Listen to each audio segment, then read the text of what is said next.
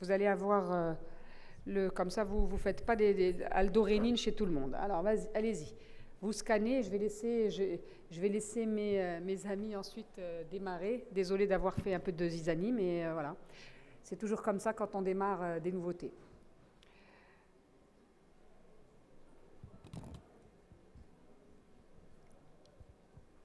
Aujourd'hui, c'est la version soft, hein, c'est la version simple.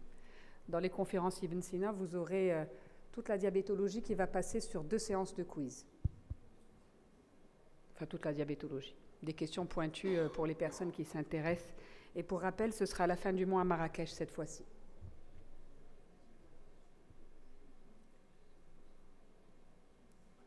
Zakaria, tu arrives à voir s'il y a du monde d'inscrits? Oui. Ok.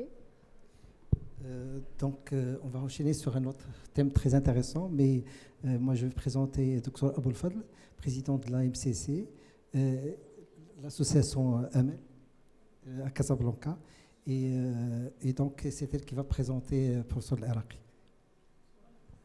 Bonjour, je souhaite une très bonne réussite, d'ailleurs déjà vue, de l'association AGSMAE-F.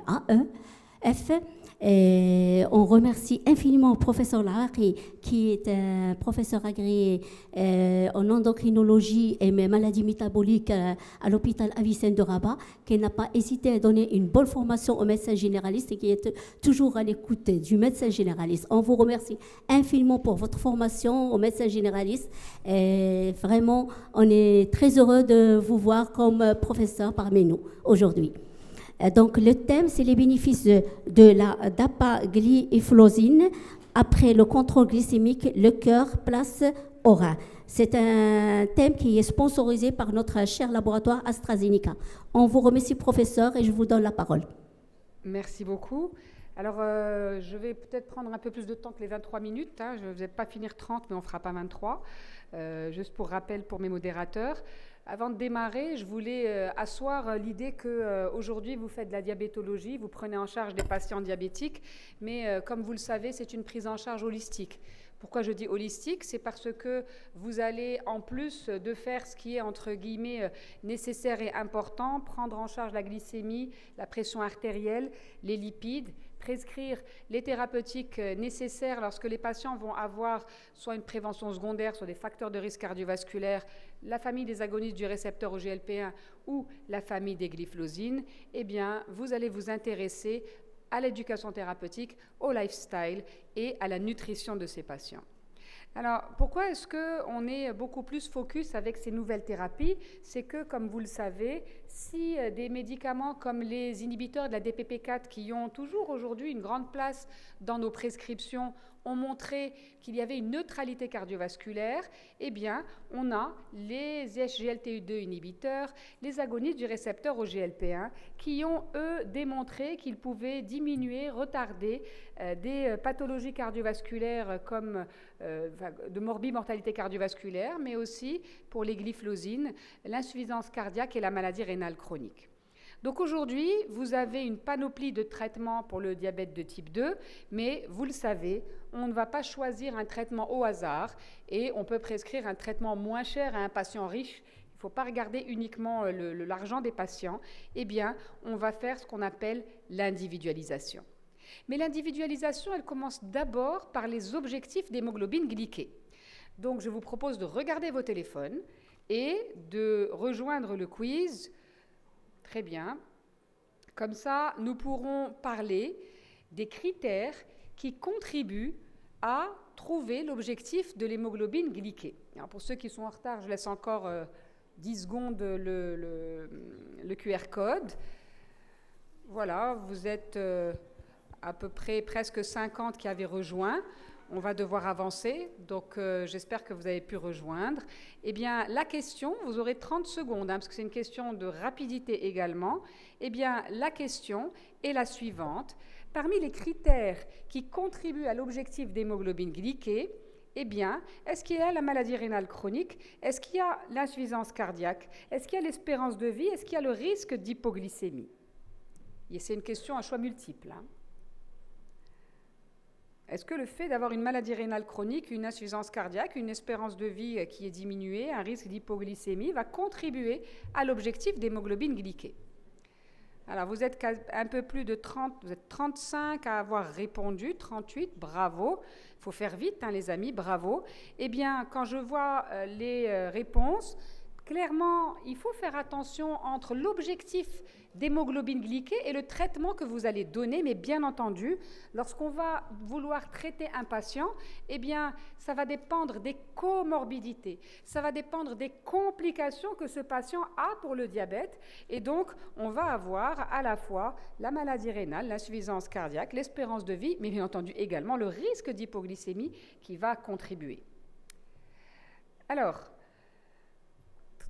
quand on regarde maintenant l'objectif, vous savez que depuis 2012, nous n'avons plus la classique prise en charge un peu à la carte des antidiabétiques oraux, et nous allons d'abord définir avec le patient son objectif, et je mets toujours la motivation du patient en premier parce que c'est la chose qu'on peut changer. On peut changer cette motivation du patient en le faisant adhérer au traitement, et puis ensuite, bien entendu, vous avez les critères que vous connaissez. Le risque d'hypo, bien entendu, la durée du diabète. Plus le diabète dure longtemps, plus c'est difficile d'avoir une hémoglobine glyquée qui est à l'objectif et basse. Et l'espérance de vie est très importante. S'il vous plaît, un patient en fin de vie, ce n'est pas la peine de l'amener à 7%, même 7,5%. Et les comorbidités, les complications cardiovasculaires font partie de l'individualisation. Je ne vais pas revenir sur le sujet âgé qui est particulier. Alors, je vous ai déjà beaucoup aidé. La deuxième question, j'espère que vous êtes prêts. Ce sont les comorbidités associées au diabète de type 2. Est-ce que quand on a un diabète de type 2, on a une obésité gynoïde? Est-ce qu'on peut avoir une maladie coronaire, une maladie rénale chronique ou une insuffisance cardiaque? Là, ça va être les plus rapides parce que je pense que même un très très jeune va répondre. Quelles sont les comorbidités? Alors les comorbidités, bien entendu, ça va être des maladies, comme vous le savez, qui vont être associées ou des conséquences. Hop. Alors l'obésité gynoïde, je suis un peu étonnée, parce que l'obésité gynoïde, c'est ce qui est l'obésité en bas, là, de chez nous les femmes, qu'on appelle classiquement la forme de poire, alors que l'obésité androïde va plus être celle, obésité abdominale associée au syndrome métabolique. Et comme vous le savez, quand on va avoir un diabète de type 2, on n'a rarement que le diabète de type 2. On va avoir une foultitude de pathologies associées, que ce soit associées parce qu'il y a l'insulinorésistance, il y a l'HTA, il y a l'insuffisance cardiaque, il y a la dyslipidémie qui va arriver derrière, l'hyperuricémie, mais aussi les conséquences de ce diabète et ou de cette obésité qui vont entraîner les complications dégénératives du diabète, néphropathie, rétinopathie, cardiopathie, etc. et maladie rénale chronique, bien entendu. Et n'oubliez pas, s'il vous plaît, de vous intéresser au foie. Le foie du patient qui va avoir un syndrome métabolique et un diabète, eh bien, comme vous le voyez, ici, ce sont chez les Suisses, on n'a pas d'études chez nous, on se retrouve avec plus de la moitié des patients qui vont avoir une maladie hépatique, et pour la MAFLD, maintenant on appelle plutôt MAFLD, eh bien, il va falloir faire des bilans, mais aussi faire une échographie. Alors, question simple maintenant, pareil, ça va être question de rapidité. Quels sont les effets métaboliques des ISGLT2? Est-ce que quand vous prenez une glyphlosine, il y a une réduction du poids corporel? Est-ce qu'il y a une diminution de l'uricémie, une diminution de la pression artérielle? Et est-ce que dès le premier mois, on a la chance, parce que c'est un médicament qui protège les reins, d'avoir une amélioration de la fonction rénale? Alors, on a des réponses moins rapides. Hein. Il faut toujours lire toutes les phrases. Hein. La dernière question, c'est le premier mois, pas la première année ou les premiers 6 mois. Alors, pour le début, bien entendu, on va le voir, mais pour la fonction rénale dès le premier mois, eh bien, il faut faire attention parce qu'on a une aggravation de la DFG, en fait. On va voir ensemble comment ça se passe.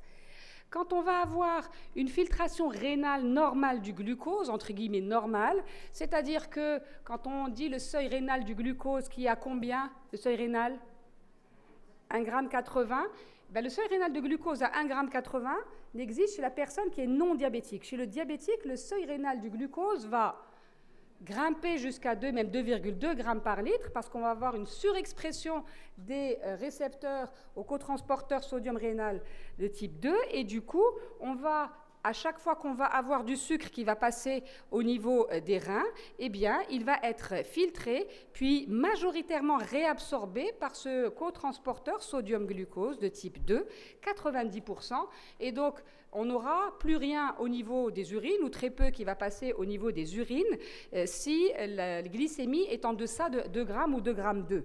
Maintenant, le but de ces traitements qui vont inhiber le cotransporteur, c'est qu'on va shifter le seuil rénal du glucose et qu'on va finalement évacuer la glucosurie dès lors qu'on va avoir un seuil même à 1 gramme. Comme vous le voyez ici, le sujet non diabétique va avoir un seuil rénal entre 1,7 et 1,8. C'est à ce moment-là où on va commencer à réabsorber le glucose. Lorsqu'on va avoir un diabète, on n'a plus le 1,7, il shift vers 2,2 et il faudra attendre 2,2 grammes pour qu'on puisse réabsorber le glucose, arrêter de réabsorber le glucose. Et lorsqu'on utilise une glyphosine, c'est fantastique parce que vous voyez qu'en deçà d'1 gramme, eh bien, on a déjà du sucre qui passe dans les urines.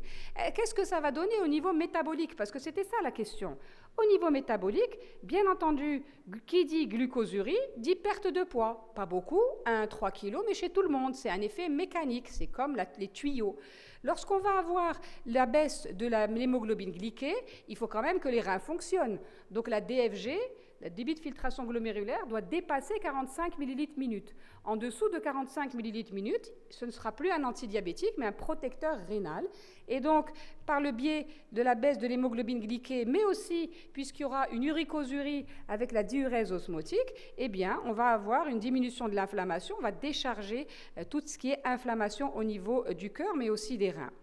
Qui dit cotransporteur dit que le sodium aussi va passer au niveau des urines, baisser la pression artérielle, améliorer le feedback tubulo-glomérulaire, et puis, in fine, on va avoir une explication de cette protection cardio-rénale, mais au niveau métabolique, baisse de poids, baisse de pression artérielle et baisse de l'uricémie. Qu'en est-il de la DFG?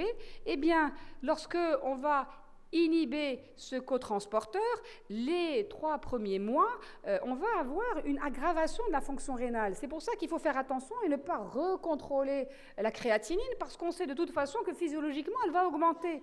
Mais que, comme vous le voyez en haut, la perte de DFG, elle est momentanée, et ensuite, on a une séparation des courbes. C'est ce qui a fait qu'aujourd'hui, les glyphosines sont des médicaments qui sont prescrits en tant que protecteurs des reins. Est-ce qu'il y a une différence finalement? On est à peu près à 1% de baisse d'hémoglobine glyquée moyenne. Ça va dépendre si vous démarrez à 10 ou à 12% d'hémoglobine glyquée. On diminue, comme je vous ai dit, entre 1 et 3 kg de poids. Et puis, on a une diminution également de la pression artérielle systolique, mais qui ne va pas engager une diminution d'un diurétique s'il était associé. On va également diminuer l'albuminurie. Alors là, j'ai une question vraiment importante. Parce que ici, on parle des glyphosines, mais beaucoup de médecins qui font de la diabétologie prescrivent les glyphosines avant les agonistes du récepteur au GLP-1, pas parce qu'elles sont indiquées, mais parce que, soi-disant, le patient n'accepte pas l'injectable. Alors qu'en fait, c'est le dernier critère. Le fait que vous ne soyez pas arrivé à convaincre le patient de mettre l'injectable est un critère qui est dernier. Il y a des critères qui vous disent « je choisis la glyphosine en priorité », on va voir bien entendu ceux qui vous disent « je choisis les agonistes du récepteur au GLP-1 ». Alors en priorité, c'est l'insuffisance cardiaque, l'infarctus, la maladie rénale chronique, le contrôle glycémique. Franchement, c'est facile, je vous ai déjà donné des pistes pour voir qui était le plus fort, qui pouvait améliorer le contrôle glycémique, la maladie rénale chronique, l'insuffisance cardiaque et l'infarctus du myocarde. Alors, quand est-ce qu'on choisit la glyphosine? Alors, bravo pour ceux qui ont dit insuffisance cardiaque, maladie rénale chronique. Pour les autres, vous êtes moins nombreux. On va voir ensemble comment on fait. Alors, quand on regarde les études, on se rend compte déjà que quand on parle de décès cardiovasculaire, il y a juste l'empagliflozine qui a démontré qu'on avait une supériorité. Et donc, beaucoup de gens nous disent, finalement, il n'y a que l'empa qui marche. Mais en fait, il faut regarder Qu'est-ce que sont ces études? Qui a été inclus dans l'étude EMPA-REG? Comme vous le voyez, 99% de patients en prévention secondaire. Et comme vous le savez, quand on fait un infarctus aujourd'hui, on a 50% des gens qui vont faire un infarctus après 1 an. Donc, ce sont des patients en prévention secondaire à quasiment 100% dans EMPA-REG. Dans les autres études, dont l'étude DECLARE, eh bien, ils étaient 40% à avoir une prévention secondaire. La majorité, 60%, avaient une prévention primaire avec, bien entendu, un très haut risque cardiovasculaire. Donc forcément, les résultats ne peuvent pas être les mêmes parce qu'ils n'ont pas ce surrisque de décéder, notamment dans l'année qui suit. Alors, ce qui est intéressant, c'est de regarder dans cette population de l'étude avec la dapagliflozine, de regarder ceux qui avaient déjà fait un événement, un infarctus, et ceux qui n'avaient pas fait d'événement.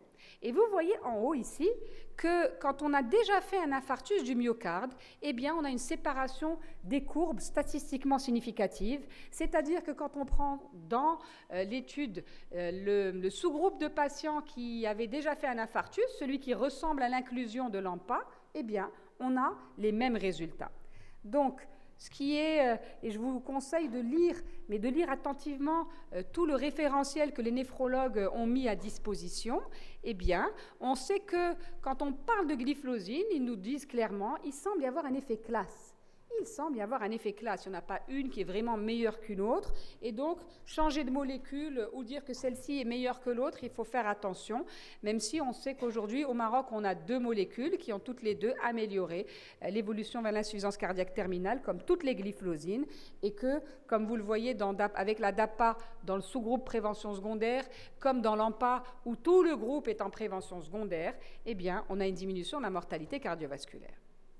Alors, ce qui est intéressant aussi, c'est que ce sont des médicaments qui, de base, étaient des antidiabétiques et qui, aujourd'hui, sont devenus des médicaments qui sont utilisés par les cardiologues, utilisés par les néphrologues, peut-être un jour utilisés par les gastro-entérologues, qui, eux, pour les cardio et les néphros, vont avoir des AMM différentes de chez nous. Comme vous le savez, quand on a juste un diabète et que vous avez prescrit pour baisser la glycémie, eh bien, en dessous de 45, de toute façon, il n'y aura pas d'effet.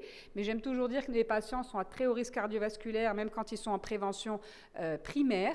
Et donc, quand on a une insuffisance cardiaque, une maladie rénale, on peut aller jusqu'à 20, sinon on est censé arrêter bien avant.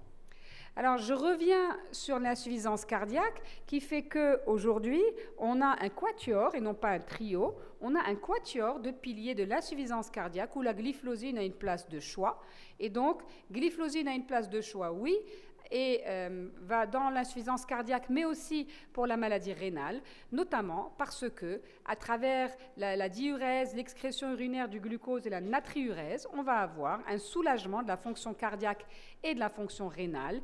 Et lorsqu'on va associer des médicaments comme les ISGLT2 qui ont une action sur l'artériole afférente avec la vasoconstriction, eh bien, on va avoir des effets qui sont synergiques avec les bloqueurs du système rénine-angiotensine, avec la vasodilatation de l'artère efférente. Qu'en est-il des résultats? Comme vous le voyez ici dans l'étude DECLARE avec la dapagliflozine, les patients avaient une fonction rénale qui était assez stable, mais ils avaient déjà une néphropathie. Est-ce qu'on a amélioré les choses à la fin de l'étude? Eh bien oui, comme vous le voyez, très rapidement, dès la 2e année, on va avoir une amélioration des critères rénaux composites lorsqu'on utilisait la DAPA par rapport au placebo, ce qui fait que dans les recommandations des néphrologues, dans le KDIGO, eh bien, on va avoir sur le même plan, très vite dans le temps, l'utilisation de ces gliflozines chez les patients qui vont avoir une maladie rénale chronique en général. La grande question, c'est quand est-ce que je vais utiliser une gliflozine et quand est-ce que je vais utiliser une IDPP4. Comme on n'est pas en petit groupe, je vais répondre directement. Les IDPP4 ont beaucoup d'avantages. Ils ont une bonne tolérance, sont pris par voie orale, moins de risque d'hypoglycémie. Par contre, ils ont une efficacité glycémique qui reste assez modeste, notamment par rapport aux agonistes du récepteur au GLP-1.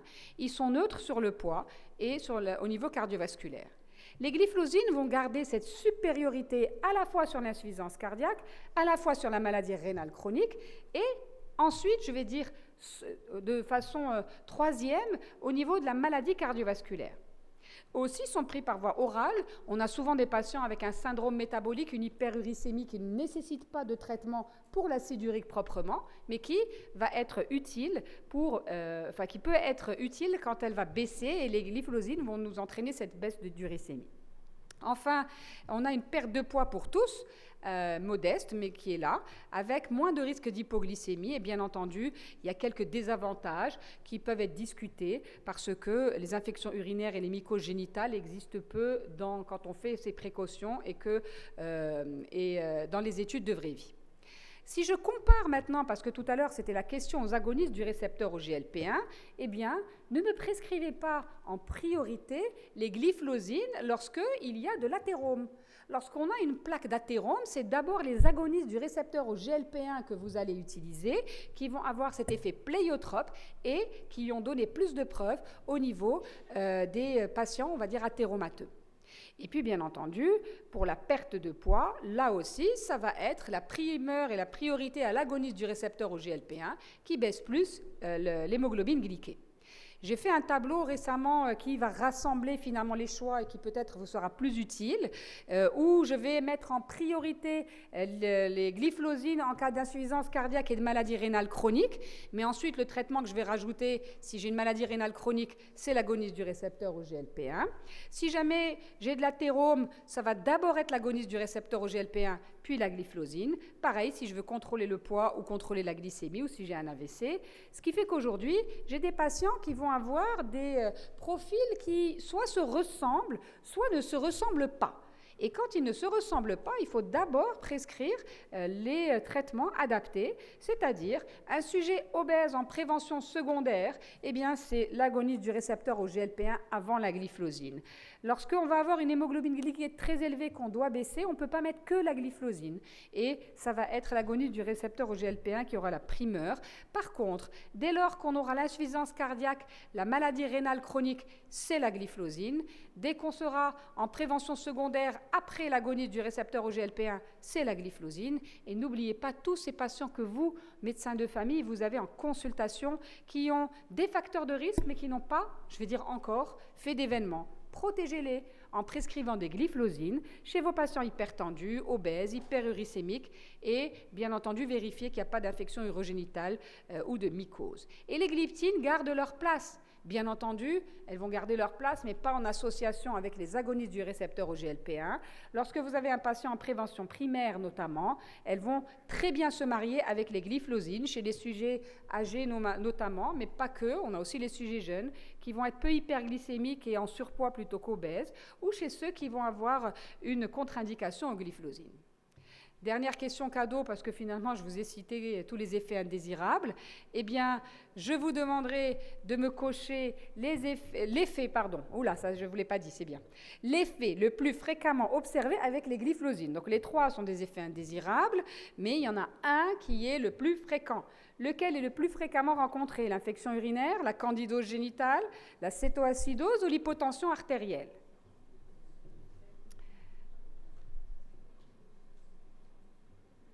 Ah, je vois qu'il y a de la discussion dans l'air. Vous n'êtes pas sûr? Vous n'êtes pas sûr? OK. Alors, l'infection urinaire dans 59%, je suis étonnée. Bon, l'hypotension, la cétoacidose euglycémique, elle est assez exceptionnelle. C'est ceux qui ont répondu candidose génitale. Et on va... Oh, docteur Référé. Alors, mon paquet de chocolat, on va l'applaudir. Abdelhamid. Tu fais honneur au lauréat du DU de diabétologie, bravo. Donc, je vais t'offrir, avant de conclure, j'ouvre pas, hein, c'est un paquet de chocolat que j'ai acheté moi-même, qui ne vient pas d'Astra.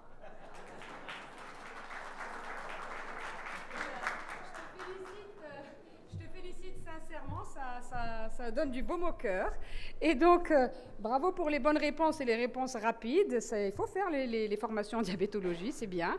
Et donc, dans les effets principaux, on sait que c'est essentiellement la candidose génitale. Et vous prescrivez un antimycosique local à ces patients-là, pouf, pouf, pouf, ça passe en 2 jours, 3 jours. Il faut que le patient soit bien contrôlé. Et habituellement, cette mycose est vraiment facile. On n'arrête pas le traitement. Les infections urinaires, oui, je vais dire entre guillemets, dans notre population, où on est plutôt, on fait des ablutions souvent, on fait attention, il y en a moins. Il faut expliquer aux gens l'hygiène. Il faut également vérifier que ce sont des patients qui ont compris qu'ils devaient boire de l'eau suffisamment, auquel cas le risque d'hypotension est très faible. Et puis, on a des précautions que vous connaissez, qu'il faut délivrer aux patients. Donc, je vais conclure en disant, 1, que les ISGLT2 ont bien entendu une place privilégiée dans les recos. D'abord, c'est des médicaments qui ont protégé le cœur et le rein, donc bien entendu l'insuffisance cardiaque, la maladie rénale chronique. Et on va avoir ces patients également en prévention secondaire, tous ceux chez qui vous avez prescrit un agoniste du récepteur au GLP-1, en seconde intention, on va pouvoir lui prescrire la glyphlosine. Mais on oublie quelque chose, parce que les cardiologues, les néphrologues sont tellement puissants, tellement intelligents, ils font tellement de belles choses qu'on a oublié que ce sont des antidiabétiques. Et donc, les glyphlosines sont aussi des antidiabétiques utiles en prévention primaire, qui ont un avantage particulier, c'est qu'ils n'agissent pas sur la cellule bêta. Et du coup, ils peuvent s'associer, s'allier à tous les antidiabétiques. N'oubliez pas les AMM nouvelles qu'on va avoir, l'insuffisance cardiaque avec ou sans diabète, également la maladie rénale chronique. Et continuez de vous former. Bravo encore une fois, Abdelhnin. Je vous remercie. Comme je vais devoir vous quitter pour aller voir ma maman, si vous permettez, je voudrais bien prendre 2 questions. J'abuse du micro, là, mais je dois rentrer dans une ville un peu lointaine. Une question par là. Oui ?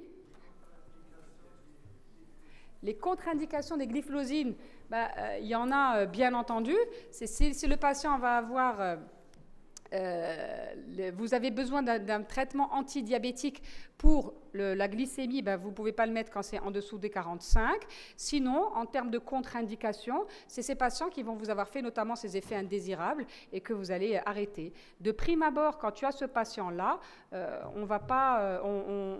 plupart des patients en prévention secondaire ou à très haut risque cardiovasculaire ne vont pas avoir de contre-indication. Deuxième et dernière question. Sinon... Merci beaucoup.